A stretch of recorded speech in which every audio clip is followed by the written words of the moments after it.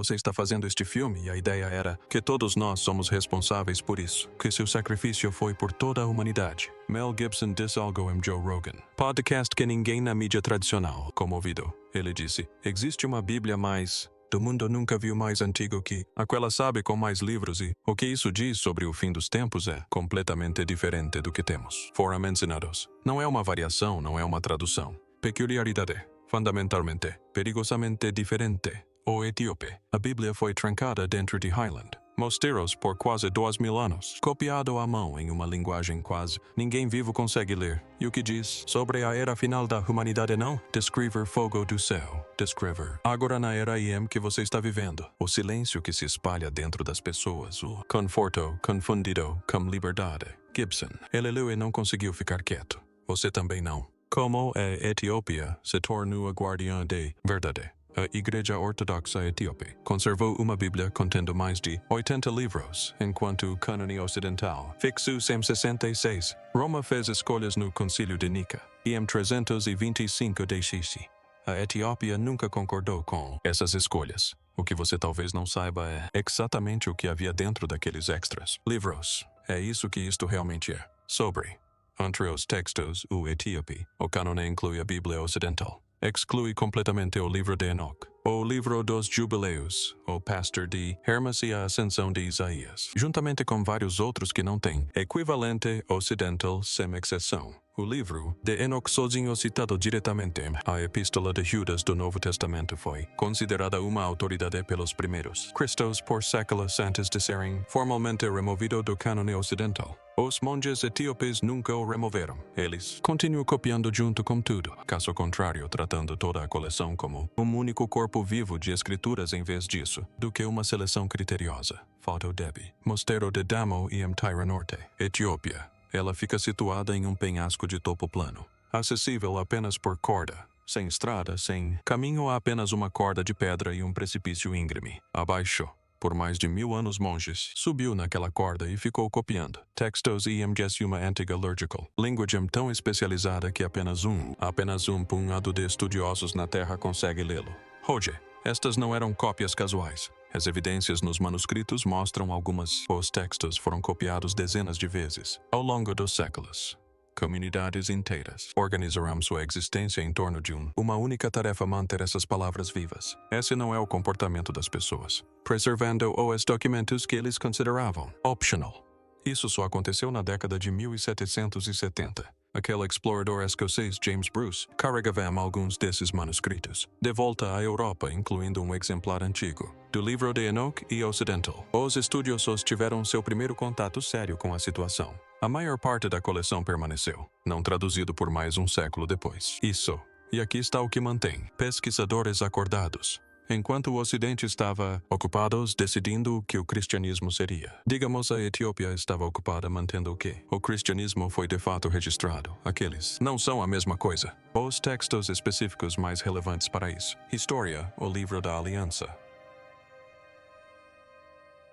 Dedia ou Machafakan são aqueles que descrevem com precisão e detalhes desconfortáveis sobre o final. A era da humanidade se parece com isso. Eles se sentaram em esses mosteiros das terras altas por quase 17 séculos, aguardando em silêncio. O que será que há dentro deles? Mel Gibson parou de repente e estamos prestes para passar por tudo isso, os 4 estágios ou 7 selos, a profecia de a última testemunha. Continuo com isso. O que diz a Bíblia etíope? Diz sobre o fim dos tempos. No Ocidente, a tradição e as profecias do fim dos tempos são muito fortes. Guerras, pestes, fogo do céu. Uma única figura monstruosa ascendendo ao poder. O livro do Apocalipse contextualiza o final. Dias como uma sequência de catastróficos. Eventos externos avassaladores. Inconfundível. Visível a todos. Os textos etíopes descrevem algo completamente diferente. E a diferença é o que faz a diferença. Os pesquisadores se calam. De acordo com o Livro da Aliança, um dos mais textos significativos fora do Ocidente. Cânone. Jesus passou 40 dias após a ressurreição. Não se trata meramente de aparecer aos seus olhos, discípulos, mas ensinando-os. E durante esses 40 dias, ele descreveu o que a era final da humanidade seria de fato. Parece que foram 40 dias após a ressurreição. O ensino registrou detalhes que a Igreja Ocidental não inclui em sua Bíblia. O que ele descreveu não era principalmente uma sequência de desastres. Foi uma sequência de condições espirituais. Colapso interno ocorrendo dentro, indivíduos e comunidades, simultaneamente. Tão gradual que a maioria das pessoas que experimentam jamais o reconheceria pelo que era. Ele descreveu uma época em que as pessoas saberia o nome dele, repetiria os seus ensinamentos e construir magníficas igrejas em sua homenagem, mas teria perdido completamente o espírito vital por trás. Suas palavras. Os prédios estariam lotados. O espírito teria desaparecido. Eis o que interrompeu os pesquisadores abruptamente. Ele não estava descrevendo a perseguição vinda de fora do fé. Ele estava descrevendo a decadência da fé dentro dela. Falsos líderes surgindo não de o mundo, mas a partir das instituições, construído em seu nome usando sua mensagem para justificar a acumulação de poder e riqueza, falando sobre o céu enquanto buscando o domínio terreno. Então ele voltou-se para o mundo natural. Terremotos, subida das águas, coisas estranhas, sinais no céu, mas o enquadramento dele era precisos e deliberados.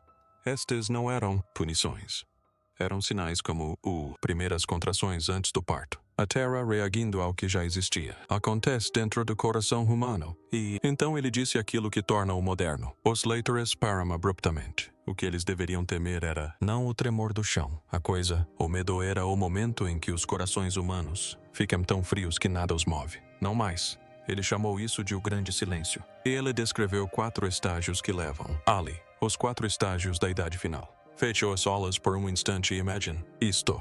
Você está rolando a tela não procurando por algo. Nada específico, só estou rolando a tela. Seu polegar se move antes do cérebro. A notificação é acionada. Você a abre. Você esqueça o que você abriu. Você fecha e abra outra coisa. Passam-se 30 minutos. Você não escolheu. Gastei-os dessa maneira. Você mal percebeu. Eles tinham ido embora. Esse é o mundo. Texto etíope descreveu 2000 anos atrás. A estrutura que Jesus dá no Livro da Aliança divide o final. A idade é dividida em 4 estágios distintos, acadêmicos. Quem estudou esses manuscritos diz: esta estrutura não tem equivalente em qualquer lugar do cânone bíblico ocidental. Mel Gibson, que passou anos dentro de casa, estudos cristãos preparando para a paixão de Cristo, apontou para essa estrutura específica como material. Que mais mudou sua compreensão de o momento presente? O primeiro estágio é a era do esquecimento, a humanidade, gradualmente para de buscar a verdade, não através de uma rejeição dramática, mas através de deriva lenta. As pessoas param de perguntar as profundezas. Perguntas. A verdade torna-se inconveniente. A inconveniência se torna um motivo para não fazer nada. Olha só, sem explosão, sem anúncio. Apenas lento desvanecimento do instinto de aprofundez. A segunda etapa é a idade de espetáculo. Esta que faz os estudiosos irem pálido porque a descrição é tão preciso. Soa menos como antigo. Profecia e algo mais parecido com um noticiário da madrugada. Alerta. Ruído e entretenimento substituem sabedoria. A capacidade de pensamento profundo é afogado em estímulos constantes. As pessoas se tornam especialistas em ser distraídos e alheios à quietude. Os textos descrevem isso não como uma falha cultural, mas como uma emergência espiritual. Uma civilização perdendo a capacidade de ouvir qualquer coisa mais silenciosa do que a voz mais alta na sala. E aqui está o detalhe que mais impressiona os pesquisadores: o mecanismo não é a força. A sabedoria não desaparece. Ela simplesmente é superada pela concorrência. Quando o ruído está sempre disponível e o silêncio é sempre opcional, o silêncio perde. As perguntas profundas não são suprimidas. Elas apenas deixam de ser feitas porque sempre há algo mais rápido e mais barulhento disponível. Uma fome espiritual que não se sente como fome porque algo está sempre presente. O terceiro estágio é a era do falso pastor. Aqui os textos tornam-se desconfortavelmente específicos. Líderes corruptos surgem de dentro da fé, não de fora dela. Eles falam a linguagem do sagrado enquanto buscam as recompensas do secular. São, adverte Jesus, as figuras mais perigosas de toda a profecia. Não porque sejam poderosos, mas porque são os mais difíceis de reconhecer. E então vem o quarto estágio, o grande silêncio. Não a quietude da paz, não a quietude de um mosteiro ao amanhecer. É isso que acontece quando a conexão humana com o divino se torna tão tênue que mesmo aqueles que buscam genuinamente mal conseguem senti-la. Os textos descrevem isso como o ponto final lógico de tudo o que veio antes. A era do esquecimento corroeu o hábito da busca. A era do espetáculo corroeu a capacidade de quietude.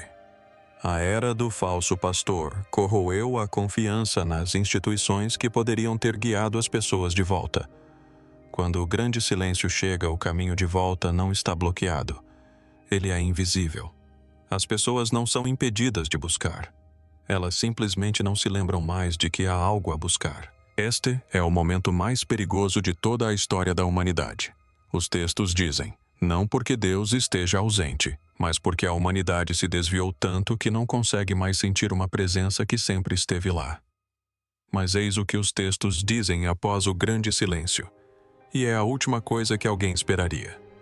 Antes de chegarmos lá, precisamos analisar a passagem que Gibson descreveu como o material mais difícil de assimilar em toda a coleção, o Império Final e a Gaiola que Ninguém Vê.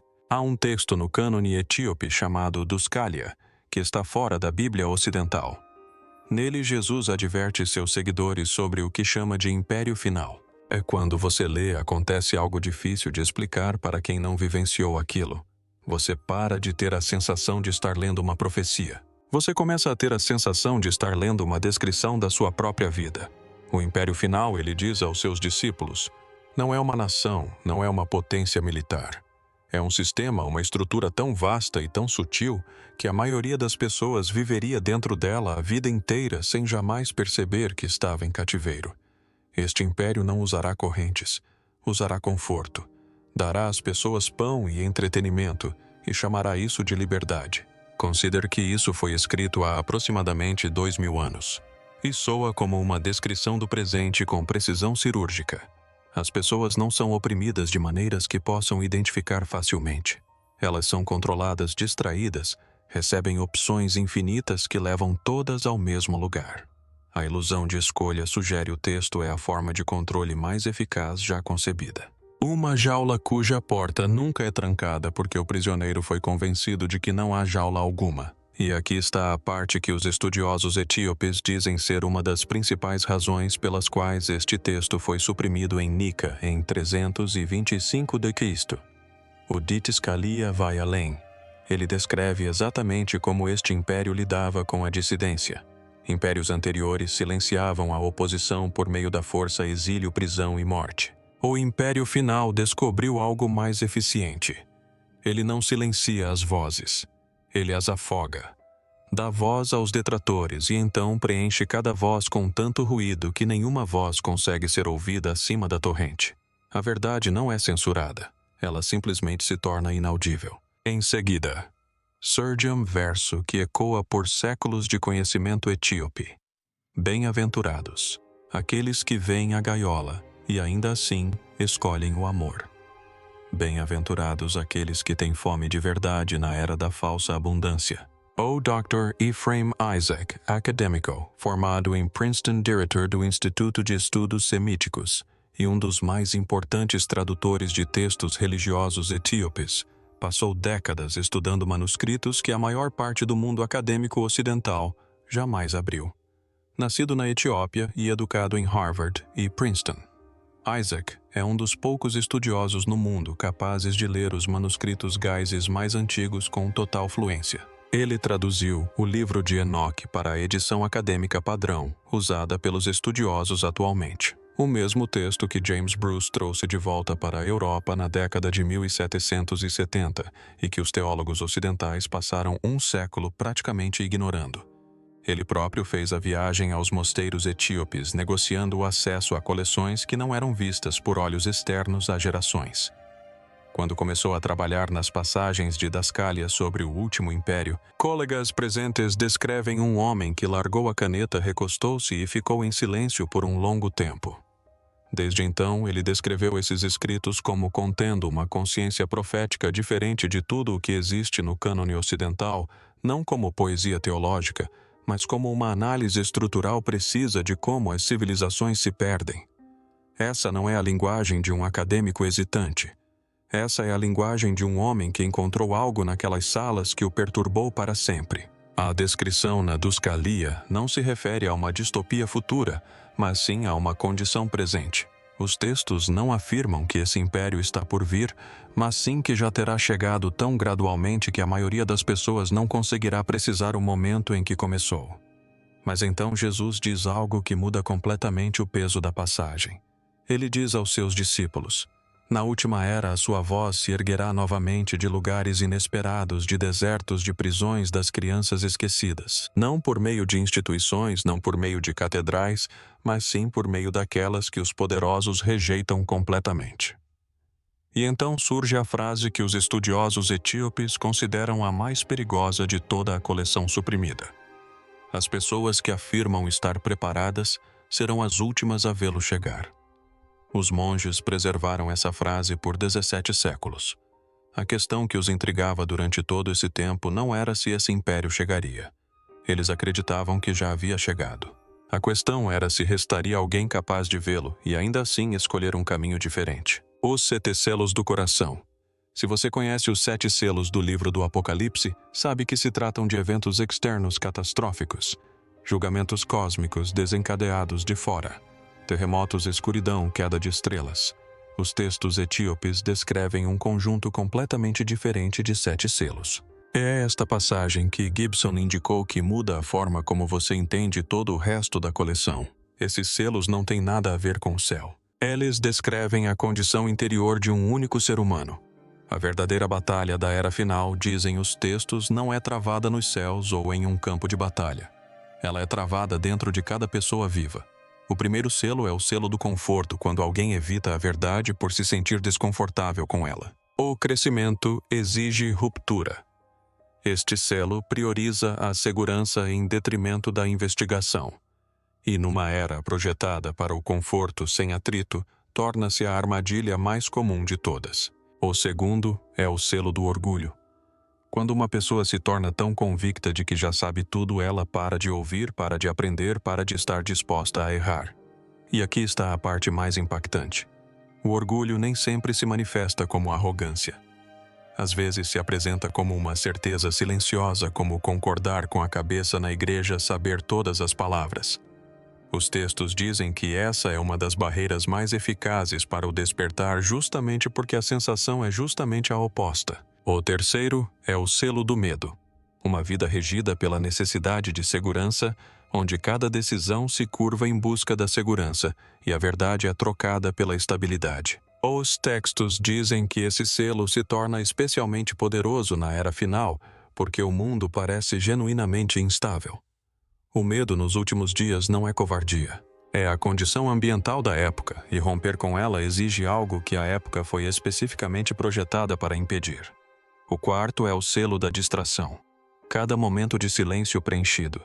Sem silêncio, sem quietude, sem espaço para que algo inconveniente chegue. Os textos são precisos aqui. Não se trata de uma ocupação comum. É o preenchimento ativo do espaço interior para que nada sagrado possa entrar.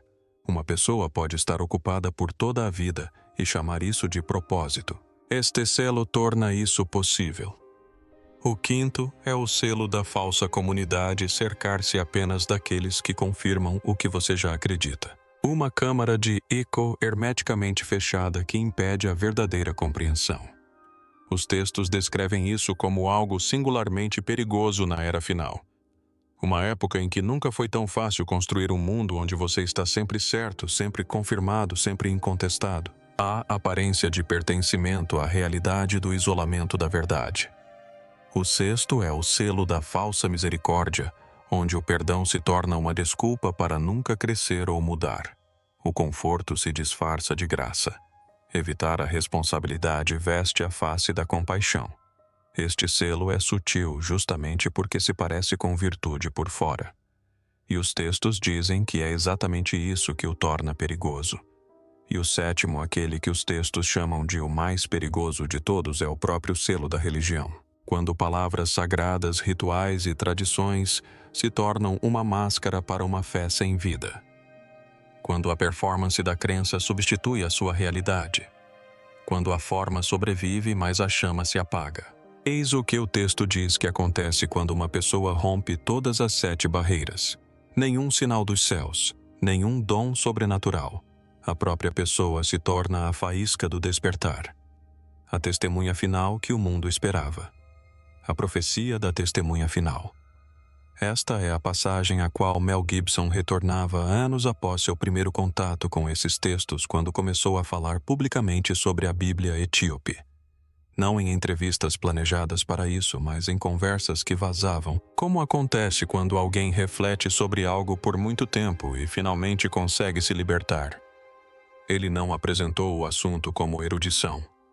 Apresentou-o como algo que havia mudado sua compreensão sobre o momento presente. Um homem que passou anos estudando a morte de Jesus, que emergiu dessa experiência fazendo perguntas difíceis sobre o que Jesus havia previsto.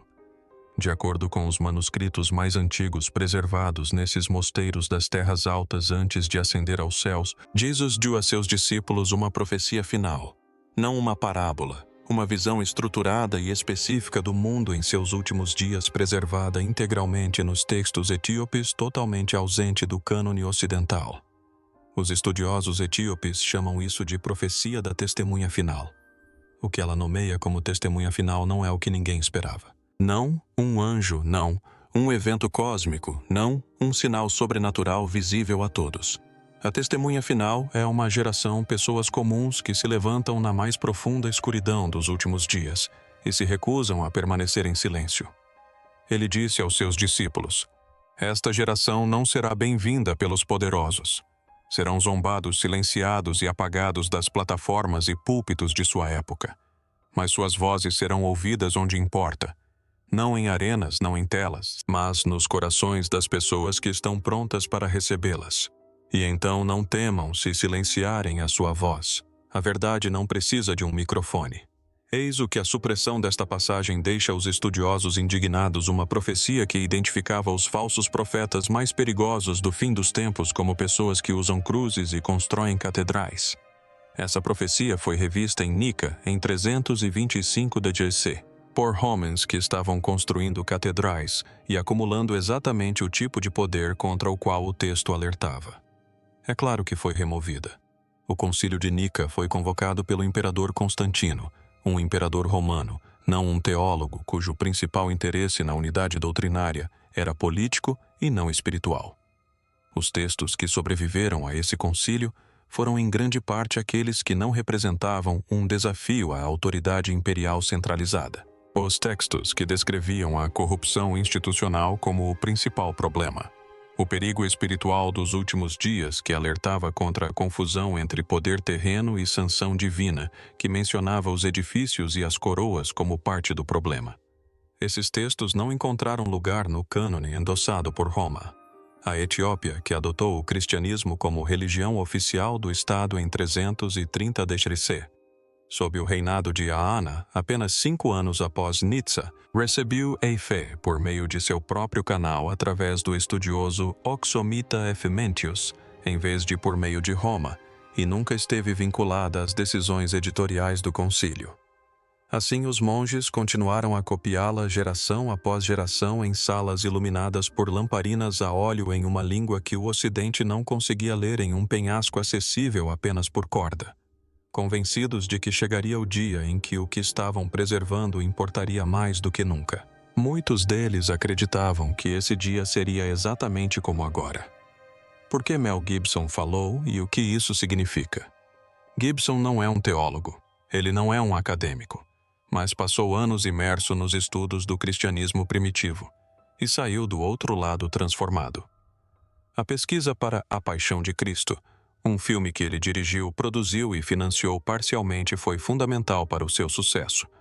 O custo pessoal foi de aproximadamente $30 milhões, após a recusa de todos os principais estúdios. Isso o levou a bibliotecas, arquivos e coleções particulares que a maioria das pessoas nunca acessa. Ele consultou especialistas em aramaico, hebraico e latim. Estudou iconografia, tradição litúrgica e as disputas teológicas da Igreja primitiva com uma profundidade que surpreendeu os acadêmicos com quem trabalhou. Conversou com historiadores da Igreja primitiva. Leu textos que não eram ensinados nas escolas dominicais. E em algum momento desse processo, ele se deparou com a tradição etíope, não como uma nota de rodapé, mas como uma corrente paralela do cristianismo que corria ao lado da Bíblia Ocidental há 2000 anos, carregando consigo elementos que a Bíblia Ocidental havia deliberadamente omitido. Quando finalmente começou a falar publicamente sobre a Bíblia etíope, não em coletivas de imprensa, mas em momentos espontâneos que foram gravados e divulgados, a reação não foi de ridículo.